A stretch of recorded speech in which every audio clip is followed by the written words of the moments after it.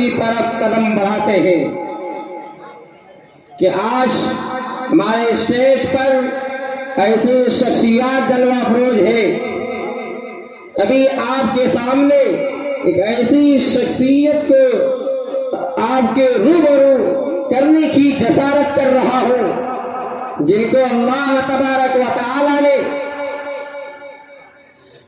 درس و تدریس کے ساتھ ساتھ انتظامی امور کی صلاحیت کا سلیقہ ورثہ میں عطا کیا ہے، جن کی دور نظامت میں جامعہ عائشہ للبنات نے تعلیمی، تربیتی، تعمیری اور اصلاحی میدان میں وہ پیش رفت کی جو طلباء کے تابناک مستقبل کا پیش خیمہ ہے، اور حضرت والا کے ذوق سلیم کی عکاسی کرتا ہے، جن سے میری مراد جناب حضرت اقدس مولانا محمد ریاض الدین صاحب قاسمی دامت برکاتہم العالیہ ہے، جو محتمم ہے مدرسہ عائشہ للبنات قصبہ گھوٹا کے. انتہائی ادب و احترام کے ساتھ شعر کے ساتھ درخواست کرتا ہوں کہ ہزاروں سال نرگس اپنی بے نوری پہ روتی ہے، ہزاروں سال نرگس اپنی بے نوری پہ روتی ہے، بڑی مشکل سے ہوتا ہے چمن میں دیدہ ور پیدا.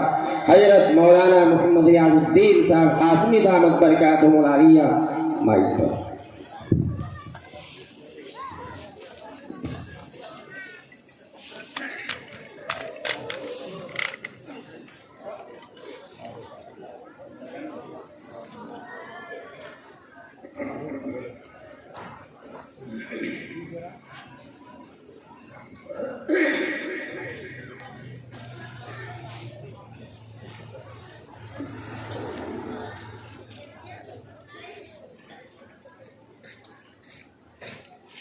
نحمده ونستعينه ونستغفره ونؤمن به ونتوكل عليه ونعوذ بالله من شرور انفسنا ومن سيئات اعمالنا من يهده الله فلا مضل له ومن يضلل فلا هادي له ونشهد ان لا اله الا الله وحده لا شريك له ونشهد ان سيدنا وسندنا ومولانا محمد صلى الله عليه وسلم قال الله تبارك وتعالى في القرآن المجيد أعوذ بالله من الشيطان الرجيم يا أيها الذين آمنوا اتقوا الله وكونوا مع الصادقين وقال النبي صلى الله عليه وسلم كن عالما أو متعلما أو محبا أو مستمعا له ولا تكن الخامسة والخامسة أن تبغض العلم أو كما قال عليه الصلاة والسلام. محترم بزرگوں، دینی بھائیوں، اسٹیج کے سامنے جگہ خالی ہے پنڈال کے اندر، اس لیے میری گزارش ہے جو حضرات پہلے کھڑے ہیں وہ آ کر بیٹھ جائیں. ہم لوگ دینی جلسے میں آئے ہیں اور جس طلب کے ساتھ آئیں گے، جتنی طلب ہوگی، دل کے اندر عظمت ہوگی، محبت ہوگی، عقیدت ہوگی، اتنا ہی زیادہ فیضیات اور مستفید ہو کر یہاں سے جائیں. اس لیے بیٹھ جائیں، اور وہ حضرات جو وہاں اوپر بیٹھے ہیں ان سے بھی میری گزارش ہے مجمع میں آ کر بیٹھیں. ماشاء اللہ دیکھو ماننے والے ہیں. اس امت کا نام ہے مسلمان، اور شیوا کیا ہے؟ قالوا سمعنا واطعنا، سنا مانیں گے. یہودی نہیں ہے کہ سنا سمعنا وعصینا، کہ سن لیا ہے لیکن کریں گے نہیں. قرآن میں خود اللہ نے کہا وَسَمَّاكُمُ الْمُسْلِمِينَ، یہ امت محمدیہ علیہ صاحب السلام اس کا نام رکھا ہے کہ یہ لوگ ماننے ہیں. اس لیے آ جائے. مجمع میں جو برکت ہوگی وہ وہاں جماعت سے الگ ہو کر بیٹھنے میں نہیں ہوگی. اور اس رواج کو بھی ختم ہونا چاہیے. آپ کا 9:45 بج گیا ہے. مسلمان کا کام ہر ایک ترتیب سے ہوتا ہے. جلسہ کوئی رسم نہیں ہے. بیان بھی حضرات کریں گے ماشاء اللہ. یہاں علاقے کے بڑے ذمہ دار حضرات بیٹھے ہوئے ہیں. میں تو صرف آپ کا ایک موڈ بنانے کے لیے کہ طلب کے ساتھ آئیے. طلب کے ساتھ جتنی زیادہ طلب اور طلب ہوگی، عقیدت ہوگی، محبت ہوگی اور ارادہ اور نیت ہوگی، اتنا ہی زیادہ ہم کو فائدہ ہوگا. مقولہ ہے کہ النیت خیر من عمل، نیت عمل سے بہتر ہے۔ پہلے نیت ہوتی ہے، نیت کے معنی آتے ہیں کہ دل کا ارادہ، دل کے ارادے کو نیت کہتے ہیں۔ پہلے نیت ہوتی ہے، عمل بعد میں وجود میں آتا ہے۔ ہم گھر سے چلیں تو کیا نیت ہے؟ جلسے میں جا رہے ہیں، کیوں جائیں گے جلسے میں؟ کیا کوئی میلہ ہے، کھیلا ہے؟ کیا مقصد ہے جانے کا؟ قدم نکالتے ہی آپ کو وہاں نیت کرنی ہے۔ کیا نیت کریں گے؟ بہت ساری نیتیں کر سکتے ہیں۔ بھائی دین کی مجلس میں جائیں گے، اور دین کی مجلس میں شرکت پر اللہ تعالیٰ مغفرت کا وعدہ ہے۔ اس نیت سے جائیں گے کہ علماء کے وارث، انبیاء کے وارث علماء ربانیین ہیں، ان کی زیارت کریں گے، سنیں گے، ان کی صحبت کے اندر بیٹھیں گے، تاکہ دلوں کے اندر جو زنگ ہے، اعمال کی جو سستی ہے، دین پر چلنے میں جو غفلت اور کوتاہی ہے، وہ دور ہوگی، اور ایک نئے عزم ارادے کے ساتھ دین کی پابندی، شریعت کی پابندی، سنت کی پابندی کے ساتھ ایسی زندگی گزاریں گے جیسی زندگی گزارنے کو اللہ اور میرا رب کہتا ہے۔ اس نیت کے ساتھ ہمیں آنا ہے، ورنہ پوری زندگی ہم لوگ جلسوں میں جائیں گے اور نیت نہیں ہوگی تو جیسے جائیں گے ایسے آ جائیں گے۔ آخر ہم یہ لوگ تو سوچیں، کیا جتنے صحابہ تھے آپ صلی اللہ علیہ وسلم کی مجلس میں بیٹھنے والے، کیا وہ اور لوگ نہیں تھے؟ صحابہ وہ لوگ تھے کہ جن کو قرآن نے کہا رضی اللہ تعالی عنہ ورضوا عنہ، اور صحابی وہ خوش نصیب آدمی ہے کہ جس نے ایمان کی حالت کے اندر ایک دفعہ جناب محمد رسول اللہ صلی اللہ علیہ وسلم کو دیکھ لیا، اس نے نماز نہیں پڑھی، اس نے روزہ نہیں رکھا، اس نے حج نہیں کیا، کوئی کلمہ نہیں پڑھا، یہ عقیدت کی نظر، محبت کی نگاہ جو نبی پر پڑی ہے، اتنا بڑا اونچا عمل ہے کہ قیامت تک تمام اولیاء، تمام اکابر، تمام بزرگ ایک طرف ہو جائیں گے، اس صحابی کے پیروں کے دھول کے برابر نہیں پہنچ پائیں گے۔ اس صحابی کو اتنا بڑا مقام اور مرتبہ جو ملا، وہ محبت کی نظر ہے۔ اور اگر نبی صلی اللہ علیہ وسلم کی نظر پڑ گئی ہے تو بھی صحابی بن گئے۔ تو وہ حضرات جنہوں نے نبی کو گود میں کھلایا، ابو لہب کون ہے؟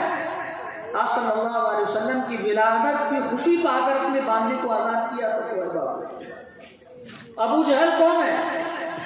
اور بڑے بڑے سرداران قریش کون ہے؟ یہ وہی تو ہیں جو آپ صلی اللہ علیہ وسلم کے خاندان والے ہیں، آپ کے گھرانے والے ہیں، آپ کے ساتھ بیٹھنے والے ہیں۔ پھر کیوں ایسا ہو گئے؟ ان کو یہ مقام اور مرتبہ کیوں نہیں ملا؟ آپ کو حیرت ہوگی، سورہ نجم ہے ایک دفعہ، وہ آیت نازل ہوئی، اس میں سورہ آیت سجدہ ہے۔ جتنے مسلم شریف کی روایت ہے، اس مجمع میں جتنے لوگ تھے سبوں نے سجدہ کیا۔ مسلمان تھے انہوں نے بھی سجدہ کیا، کافر لوگ تھے انہوں نے سجدہ کیا۔ اس میں ایک خراٹ بڈھا آدمی تھا، ضدی اور معاند اور ہر درم، امیہ بن خلف۔ حضرت عبداللہ بن مسعود رضی اللہ تعالی عنہ فرماتے ہیں کہ وہ سجدے میں نہیں گیا، اس نے ہاتھ سے مٹی اٹھائی، پیشانی پر مل لی اور یہ کہا یکفینی ھذا، یہی مجھے کافی ہو جائے گا۔ حضرت عبداللہ بن مسعود رضی اللہ تعالی عنہ نے ارشاد فرمایا کہ میں نے اس کو بدر کے دن کفر کی حالت کے اندر قتل کیا ہوا دیکھا اس کو۔ یہ بدعقیدگی اور تکبر کہاں تک لے جاتا ہے؟ اس لیے بھائیوں بزرگوں، یہ شریعت کا سارا کام وہ عقیدت اور محبت پر ہے۔ جب تک ہم ارادے کے ساتھ نہیں آئیں گے، بغیر ارادے کی کچھ ہونے والا نہیں ہے۔ یہ جلسہ اور جلوس ایک مقصد ہے، اس کا مقصد رات بھر جاگ کر گزارنا نہیں ہے، اس کا مقصد ذائقہ نہیں ہے، اس کا مقصد اس لیے نہیں ہے کہ ہم کو نیند نہیں آتی تھی، گھر میں کام نہیں تھا، رات گزاری کے لیے ہم یہاں آ کر بیٹھ گئے پھر چلے جائیں گے۔ ان علماء کرام کا اپنے مشغول اوقات کو نکالنا، ادارے کا بند کر کے خرچہ پرچہ کر کے آپ کی ضیافت کا جیسا جیسا انتظام کر کے آپ کو عقیدت اور محبت کے ساتھ یہ لوگ بلاتے ہیں۔ ہمارے اکابر آئے ہوئے ہیں، کچھ تو بات ہوگی، کچھ ہمارا مقصد ہوگا نا۔ اے بزرگوں دینی بھائیوں، وہی مقصد ہے کہ ہم سب دیندار بن جائیں، ہمارے گھروں کے اندر دین پیدا ہو جائے، دین کے قلعے کے اندر آپ آئے ہیں، دین کی فیکٹری کے اندر آئے ہیں، ایک ایسے خوشبو اور نورانی اور عرفانی ماحول کے اندر آئے ہیں جہاں پر دین ہے، دین کی باتیں ہیں، سنت ہے، سنت کا رواج ہے، اور آپ صلی اللہ علیہ وسلم کے مہمان رسول ہے، یہاں آئیں گے ان مہمان رسول علماء ربانیین اکابر بزرگوں کے ساتھ ہم جب بیٹھیں گے تو ہماری بیٹری چارج ہو جائے گی۔ موبائل ہم لوگ چلاتے رہتے ہیں، چارج کی ضرورت پڑتی کہ نہیں پڑتی ہے؟ یقیناً پڑتی ہے۔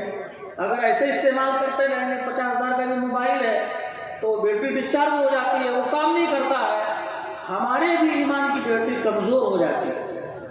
یہ ایمان کا پاور، ایمان کی طاقت، بہت آواز میں مائک ہے، اس کو تھوڑا کم کیجیے ذرا، ورنہ بات سمجھ میں نہیں آتی ہے پوری۔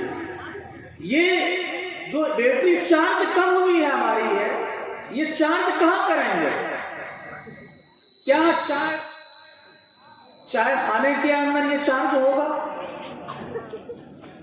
جس کو حدیث کے اندر کہا گیا ہے کہ شرور اللہ نے اسواقھا، بدترین جگہ بازار ہے، کیا وہاں بیٹھ کر ہماری ایمان کی بیٹری چارج ہوگی؟ چوپانوں پر بیٹھ کر ہماری ایمان کی بیٹری چارج ہوگی؟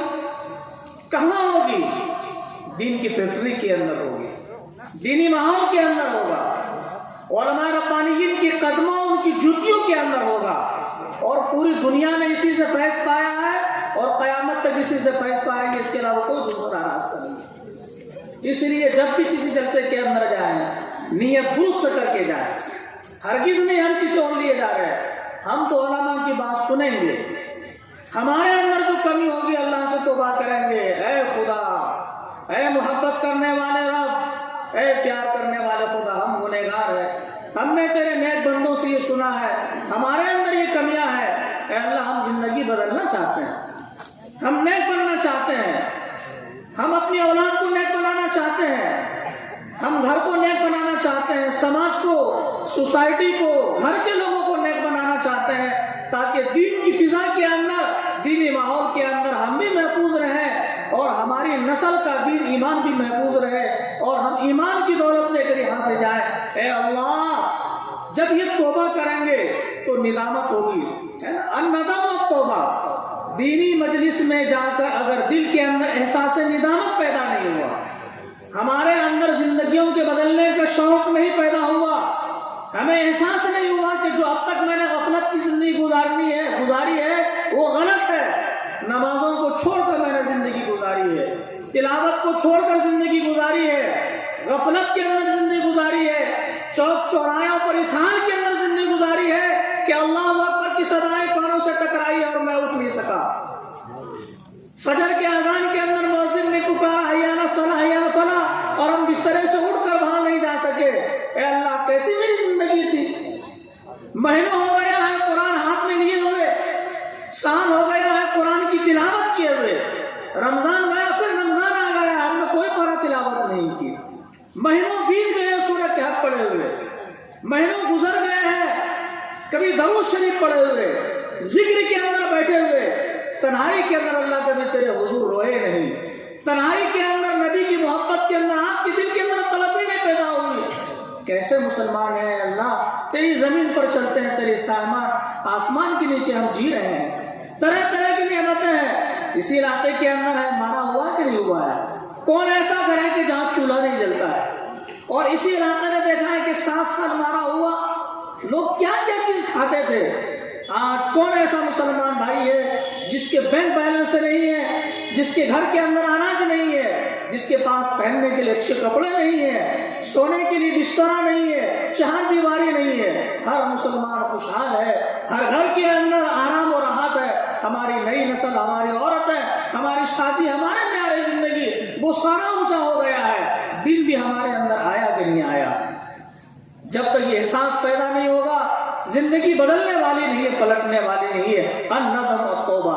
اگر جلسوں کے اندر آ کر ہمارے اندر یہ احساس پیدا نہیں ہوا، اے بزرگوں، دینی بھائیوں، کہاں جا کر یہ احساس پیدا ہوگا؟ یہ احساس جاگے گا، یہ ندامت کی کیفیت آئے گی، آپ کے آنسو چھلکیں گے، نکلیں گے، آپ کے دل کے اندر درد اٹھے گا، بے چینی ہوگی، اضطراب ہوگا، بے کلی ہوگی، آپ کو رونا آئے گا، آپ کو اپنی گزری ہوئی زندگی پر کچھ پچھتاوا آئے گا. کیا میلے ٹھیلے کے اندر ہوگا، بازاروں کے اندر ہوگا، شادی کے ماحول کے اندر ہوگا، کہاں ہوگا، کون سی جگہ ہے؟ اے بزرگوں، یہی تو وہ جگہ ہے جہاں یہ چیزیں ہو سکتی ہے. اور جو حدیث کے اندر آیا ہے کہ وہ اس آگ پر، جہنم کی آگ حرام ہے، اگر مچھر کے پر کے برابر بھی اس کے آنکھ سے ایک آنسو نکل جائے. اس لیے بزرگوں، یہ آج ہمارے جلسوں کا ماحول ہے، یہ جلسہ ہوتا ہی رہے گا، اس لیے ہم اس کو بدلیں، عظمت کے ساتھ، محبت کے ساتھ آئے. اب آپ دیکھ لیجئے، میں بغیر بلائے تو کوئی آیا نہیں. اللہ کے دو نظام ہیں، آپ یاد رکھیے، ایک استفاء ہے اور ایک اجتباء. ایک ہوتا ہے اللہ تعالیٰ کسی کو کھینچ لیتے ہیں، کسی کو چن لیتے ہیں، وہ تو نبیوں اور رسولوں کے ساتھ ہوا کرتا ہے. حضرت عمر فاروق رضی اللہ تعالیٰ عنہ نبی صلی اللہ علیہ وسلم کی صحبت میں کیا کلمہ پڑھنے کے لیے گئے تھے، عقیدت و محبت کی پھول نچھاور لے کر آئے تھے؟ نہیں، وہ تو جذبے کے ساتھ نکلے تھے کہ یہ مکے کے اندر کیا یہ نیا دین اور فتنہ پیدا کیا ہے. گھر سے تلوار، ننگی تلوار لے کر نکلے تھے، اس ارادے کے ساتھ قدم بڑھے اور چلے تھے کہ اس نبی کا سر تن سے جدا کر دوں گا. لیکن نبی کے قدموں کے اندر پہنچے تو کیا ہو گیا؟ اللہ نے رحمت سے کھینچ لیا. اللہ یجتبی الیہ من یشاء، اللہ جس کو چاہتا ہے کھینچ لیتا ہے. دو آدمی ہیں جن کے بارے میں جناب محمد رسول اللہ صلی اللہ علیہ وسلم نے بیت اللہ کے اندر ہاتھ اٹھا کر اللہ سے رو کر ان کی ہدایت کے لیے دعا فرمائی تھی. اے اللہ، اسلام کو تقویت دے دیجیے، یا تو ابو جہل کے ذریعے سے یا عمر بن خطاب رضی اللہ تعالی عنہ کے ذریعے سے. یہ ایک نظام اجتباع، یہ کسی کے ساتھ ہوتا ہے یہ. اور ایک اللہ تعالیٰ نے کیا فرمایا؟ اللہ یجتبی الیہ من یشاء ویہدی الیہ من ینیب. اللہ تعالیٰ ہدایت اسے دیتے ہیں جو ہدایت لینا بھی چاہے، اللہ کی طرف رجوع کرنا چاہے. اللہ یجتبی الیہ من یشاء ویہدی الیہ من ینیب، اناب ینیب انابۃ، رجوع کرنے والا، رجوع کرنا چاہے، پلٹ کر اللہ کی طرف آنا چاہتا ہو تو اللہ تعالیٰ چاہتے ہیں کہ حدیث کے مرائے کے بندہ ایک قدم بڑھاتا ہے تو اللہ تعالیٰ اور چل کر جاتے ہیں. وہ ایک قدم، آپ حدیث کے اندر آیا ہے کہ بندہ ایک قدم بڑھاتا ہے تو اللہ تعالیٰ ایک یعنی بیان کے ساتھ، اور وہ دوڑ کر آتا ہے، چل کر آتا ہے تو اللہ تعالیٰ لپک کر اس کو اٹھا لیتے ہیں. اس لیے سب سے پہلی چیز یہ ہے کہ طلب اور طلب. اور اسی لیے فرمایا بزرگوں نے کہ بے نیتی تین چیزیں ہیں. ایک ہے نیک نیت، جیسے ابھی بتایا، ایک ہے بری نیت، اور ایک ہے کچھ بھی نیت نہیں. تو ہمارا یہاں عام طور سے اتنا بڑا مجمع ہے، عام طور سے ہم لوگ بنا نیت ہے، کوئی نیت ہی نہیں ہے، کوئی روٹین نہیں ہے. ہم ذہن میں طے کرتے ہیں، صبح اٹھیں گے گھاس گڑیں گے، صبح اٹھیں گے مال جال کو کھانا دیں گے، صبح اٹھیں گے کام پر جائیں گے، دوپہر کو کھانا کھائیں گے، نہائیں گے، عصر کے بعد تفریح کے لیے جائیں گے، شام کو ہاٹ بازار جائیں گے، اور مغرب بعد سو جائیں گے. یہ جو چارٹ ہے، دن بھر کے جو کام ہے، اس میں آپ نے نیت کی ہے کہ فجر کی نماز بھی پڑھیں گے، یہ ہم نے نیت کی ہے کہ 100 دفعہ درود شریف بھی پڑھیں گے. اس چارٹ کے اندر یہ بھی نیت ہے کہ ایک پارہ آدھا پارہ قرآن کی تلاوت بھی کریں گے. اس چارٹ کے اندر یہ نیت ہے کہ ہم تھوڑی دیر اپنی پریشانی کے لیے اللہ سے ہاتھ اٹھا کر دعا بھی مانگیں گے. کیا اس کے اندر یہ ہے کہ ہم سونے سے پہلے یاسین پڑھیں گے، سونے سے پہلے عشاء کی نماز پڑھیں گے، اور جب سو جائیں گے تو دعا پڑھ کر سوئیں گے، اور اس نیت کے ساتھ سوئیں گے اللہ وقت پر جگائیے گا، میں تیرے حضور سر رکھنا چاہتا ہوں اور فجر کی نماز پڑھ کر اور تجھے دعاؤں اور جو معمولات ہے وہ کرنا چاہتا ہوں. اتنا بڑا مجمع ہے، یہ بتانے کی ضرورت نہیں ہے، آپ اپنے دل سے پوچھیے. وَاسْتَفْتِ قَلْبَكَ فَإِنَّهُ يُفْتِيكَ، آپ نے فرمایا کہ سب سے بڑا مفتی آدمی کا دل ہوتا ہے. تو یہ بھی نہیں نیت کی ہے کہ نماز نہیں پڑھیں گے، بلا نیت، کچھ نیت ہی نہیں ہے. اچھا، ہم نے کب یہ نیت کی ہے کہ ہم سدھر جائیں گے صحیح سے؟ جوانی میں سدھر جائیں گے، 50 سال کے بعد سدھر جائیں گے، 60 साल के बाद सुधर जाएंगे। कब सुधरेंगे? कब हम ये नियत करेंगे कि अल्लाह तन्हाई के अंदर तुझसे ये वादा करता हूँ, आंसू बहाकर हाथ उठाकर अल्लाह के हुजूर के अल्लाह तुझसे वादा करता हूँ मैं शरीयत और सुन्नत के मुताबिक जिंदगी गुजारना चाहता हूँ और इसी हाल के अंदर मरना चाहता हूँ। वला तमुतुन्ना इल्ला व अंतुम मुस्लिमून। ऐ मेरे रब, आपका हुक्म है कि तुम मुसलमान होने की हालत के अंदर तुझे मौत आए। ऐ अल्लाह, मैं कामिल मुसलमान होने की हालत के अंदर आपके पास जाना चाहता हूँ। ये नियत की हमने, जब नियत नहीं करेंगे तो तौफीक कहाँ से मिलेगी, हिदायत कहाँ से मिलेगी? अनुलज़िमुकुमुहा व अंतुम लहा कारिहून। अल्लाह ताला कहते हैं कि तुम एक चीज को नापसंद करते हो, तुम्हारे गले पर मार देंगे, चस्पा कर देंगे, जबरदस्ती कर देंगे। अल्लाह ताला का ये निजाम नहीं।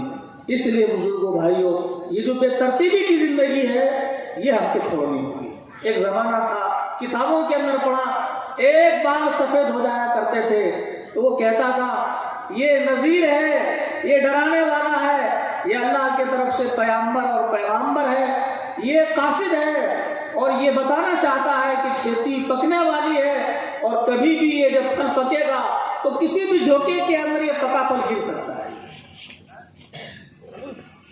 अक्सर उनमें से 60 साल के हैं। आप ने क्या फरमाया?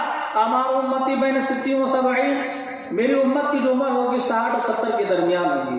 हम लोग क्या सोचते हैं? अरे बूढ़ों पे जब आप 40 साल के अगर हैं और आपकी उम्र 50 साल है तो 10 ही साल आपके बचे हैं। चलिए आप 60 साल मान लीजिए तो 20 साल आपके बचे हुए हैं ना, और आप 50 के हैं, 55 के हैं, 60 के हैं तो 70 तक अगर जीने की उम्मीद बांधी है। और आप सब ने फरमाया कि भाई मेरी उम्मत की उम्र आमतौर से 60 और 70 के दरमियान होगी, आप 60 के हो चुके हैं तो और 5 साल मान लीजिए 65, और 5 साल मान लीजिए 70, और मान लीजिए 75, 80 के अंदर आप खुद उलमा से कहेंगे कि मेरी मौत के लिए आप दुआ करना, करना चलते फिरते पैरों से उठाएंगे। इतना वक्त तो थोड़ा बचा हुआ है। 5 साल 10 साल का वक्त होता है। सऊदी अरब कमाने के लिए आते हैं 3 साल के अंदर आदमी आता है। परदेश पहले जाते थे 2 साल के अंदर आते थे।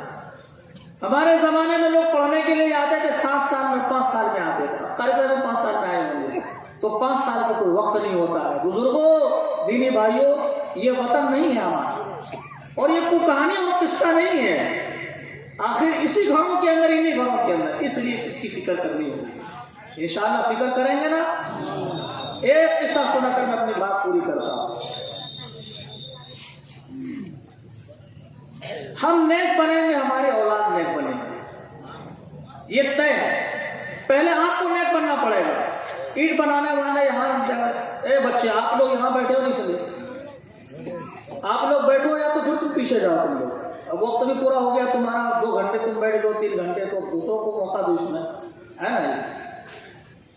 ईंट बनाने के लिए ईंट बहा हो ना, ईंट बहा, तो फरमा जो होता है ना, वो फरमा टेढ़ा होता है कि सीधा होता है? सीधा होगा ना। अगर टेढ़ा होगा तो जितनी ईंटें होंगी वो सब टेढ़ी होंगी। तो दुनिया में आने का फरमा कौन है? माँ बाप है ना। माँ बाप टेढ़े होंगे तो औलाद कैसी होगी? टेढ़ी होगी ना। चाहे वो दिल का टेढ़ा हो, दिमाग का टेढ़ा हो, दीन का टेढ़ा हो, तो जरूरी है कि ये हाथी टेढ़ा हो। तो हर माँ बाप ये चाहता है, ये उसकी फितरत है। अगर बाप शराब भी पीता है, बेनमाजी भी है, लेकिन चाहता है कि मेरा बेटा, मेरी बेटी, मेरी औलाद नेक हो। हर आदमी की तमन्ना है ये। लेकिन सिर्फ तमन्ना से कुछ नहीं होगा, माँ बाप को नेक बनना पड़ेगा। बहुत से लोग पोते वाले हैं, वो दादा नमाज नहीं पढ़ रहे तो पोता कहाँ से नमाज पढ़ेगा? सास नमाज नहीं पढ़ ली तो बहुत कहाँ से नमाज पढ़ेगी? तो पहले नेक बनना पड़ेगा। एक बुजुर्ग गुजरे हैं, अब्दुल्ला बिन मुबारक अलैहिर्रहमा, खुरासान के जबरदस्त बहुत बड़े मुहद्दिस हैं, आलिम हैं। 117-18 के अंदर इनकी विलादत है। इनके वालिद थे मुबारक, वो एक बागीचे में नौकर थे। उस जमाने में अनार का बागीचा था। एक दिन मालिक बागीचे के अंदर आया और कहा कि अब मुबारक अंगूर का एक अनार का शरबत लाओ। चुनाचे वो बेचारे गए, अनार को तोड़ा, निचोड़ कर लाए, वो खट्टा। कहा ये तो खट्टा है, दोबारा लाओ। دوبارہ لائے وہ بھی کھٹا تھا۔ تو مالک کو غصہ آیا اور کہا تم کیسے ملازم اور نوکر ہو، تم کو اتنے دن ہو گئے باغبانی کرتے ہوئے اور تمہیں یہی نہیں معلوم ہے کہ کون سا انار میٹھا ہے اور کون سا انار یہ کھٹا ہے۔ تو جب بہت سارے غصے ہوئے تو انہوں نے کہا کہ میرے آقا، میرے مولا، آپ نے مجھے باغبانی کے لیے رکھا ہے، میں نے آج تک کوئی انار چکھ کر نہیں دیکھا ہے کہ انار کھٹا ہے کہ میٹھا ہے، اس لیے مجھے معلوم نہیں۔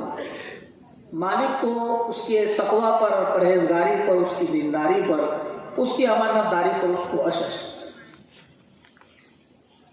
کچھ دن بیت گئے، ان کی ایک بیٹی تھی بہت خوبصورت اور وہی ایک اکلوتی بیٹی تھی۔ اس نے اسی اپنے غلام سے کہا کہ اے مبارک میری بیٹی ہے، رشتہ کرنا ہے، تم بتاؤ کہ کیسا داماد کرنا چاہیے۔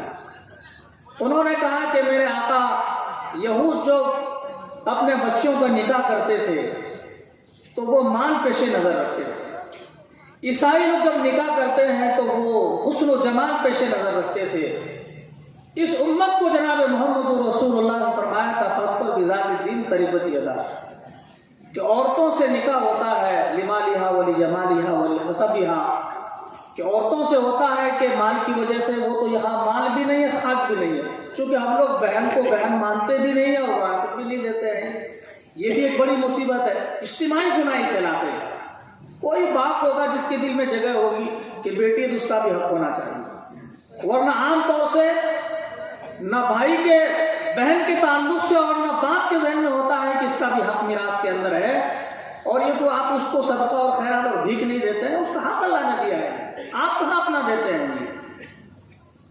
تو آپ نے فرمایا کہ مال کی وجہ سے، جمال کی وجہ سے، لیکن دینداری، تو فرمایا کہ سنت کا امتیاز ہے کہ دینداری کو پیش نظر ہو، اس کی ترجیح ہو۔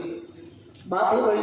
انہوں نے پھر یہ کہا کہ اے مبارک، میں چاہتا ہوں کہ تمہیں کو داماد بنا لو، اپنی بیٹی کا نکاح تم سے کر دوں۔ وہ غلام تھے، گھر نہیں تھا، کون غلام کو پوچھتا ہے، وہ بھی غلام۔ اس نے کہا کہ جیسا آپ کا حکم ہو۔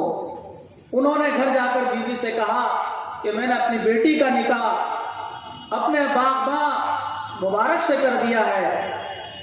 تو بیوی بھی اس کی نیک تھی، انہوں نے اس کو قبول کر لیا، نکاح ہو گیا۔ نکاح ہونے کے بعد ان کے بطن سے، جو ان کے پیٹ سے لڑکا پیدا ہوا، ان کا نام عبداللہ،